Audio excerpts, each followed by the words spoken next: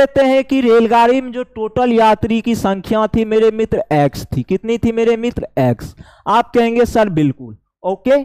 आइए इसमें कहा गया है इसका 1/3 यात्री उतर जाता है। पहले स्टॉप पे क्या होता है, जहां फर्स्ट स्टॉप ये करता है रेलगाड़ी, वहां पे 1/3 यात्री उतर जाता है। तो इसका 1/3 क्या होगा मेरे मित्र, x का 1/3 करेंगे तो x/3 होगा। चूंकि इतना यात्री क्या कर रहा है, उतर गया है। तो यहाँ पे जो यात्री बचा पहले स्टॉप पे, शेष जो यात्री बचा वो कितना बचा होगा, टोटल आपका यात्री था x, उसमें से x/3 आपका उतर गया। तो कितना बचा होगा यहाँ पे, 2x/3 यात्री बचा होगा। आप कहेंगे सर बिल्कुल बचा होगा। पहले था टोटल यात्री ट्रेन में x, अब इसका क्या हुआ, पहले स्टॉप पर 1/3 उतर गया, तो x का 1/3 कितना होगा, x/3, ये उतर गया है।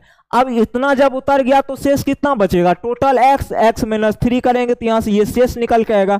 मतलब पहला स्टॉप पर जो अब शेष यात्री बचा इतना बचा, ठीक है। लेकिन क्या होता है, इतना तो यात्री उतर जाता है, लेकिन 96 नए यात्री चढ़ जाते हैं। तो यहाँ पे प्लस कर देंगे 96, ठीक है। तो पहले स्टॉप पर अब यात्री कितना है, 2x/3 + 96।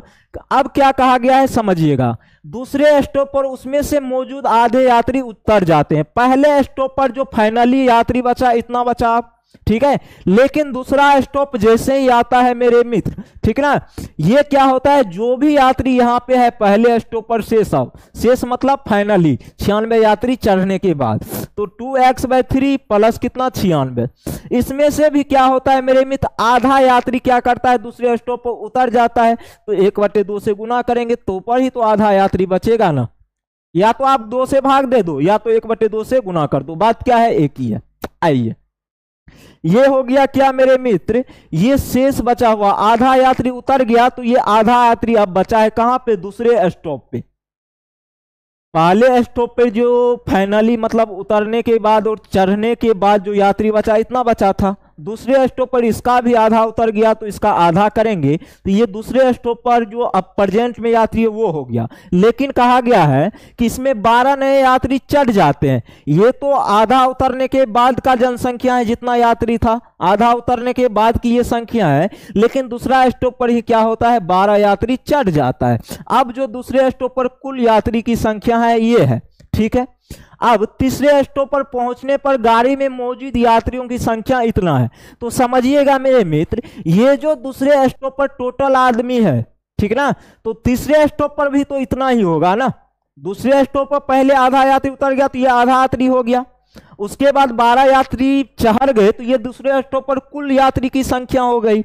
अब तीसरे स्टॉप पर पहुंचेगा तो इतना ही यात्री ना पहुंचेगा, तो इतना यात्री पहुंचा कहां पे, तीसरे स्टॉप पे, ठीक है। 96 हो गया, इसका भी 1/2 है + 12, और ये किसके बराबर हो जाएंगे, 248 के बराबर, ठीक है। चूंकि तीसरे स्टॉप पर जो है यात्री की संख्या अब इतना है, ये भी यात्री की संख्या, ये भी यात्री की संख्या। अब आपको पूछा गया ट्रेन शुरू होने से पहले उसमें कितना यात्री था, बस इसका निकालना। तो यहाँ पे हल करेंगे आप, 2x/3 को 1/2 से गुना करेंगे तो ये x/3 होगा, ठीक है। फिर प्लस 96 को 1/2 से गुना करेंगे तो 48 होगा, फिर प्लस का 12 बराबर कितना, 248। आप कहेंगे सर बिल्कुल होगा। अब यहां से हल करोगे तो ये कितना, 60 हो गया। तो x/3 बराबर कितना हो जाएगा, 248 माइनस का कितना, 60 हो जाएगा। तो ये हो जाएगा कितना आपका 8, और ये हो जाएगा 24 में से 6 जाएगा तो 18। अब मेरे मित्र यहां से x/3 की वैल्यू ये निकली है, ठीक है। अब x का निकाल लो तो 188 गुना 3 कर लो, कहानी समाप्त है। तो 8 तिया 24, 8 तिया 24, लास्ट में 4 आना चाहिए। तो एक ही ऑप्शन मुझे ऐसा दिख रहा है और यही आपका सही जवाब होगा। x हमने क्या माना था, ये ट्रेन में टोटल यात्री की संख्या माना था, ओके। तो x जो था आपका टोटल ट्रेन में यात्री की संख्या था, तो यहाँ पे वैल्यू किसका निकला है, x ही का निकला है। तो लास्ट में 4 आना चाहिए, एक ही ऑप्शन मुझे ऐसा दिख रहा है, तो यही आपका सही जवाब हो जाएगा, ठीक है। अब आगे बढ़ते हैं नेक्स्ट। अब कल भी इस टाइप का क्वेश्चन एक आया था, ठीक ना, और हमें नहीं लगता इस क्वेश्चन को बताने की आपको जरूरत है। क्यों नहीं है, समझिए।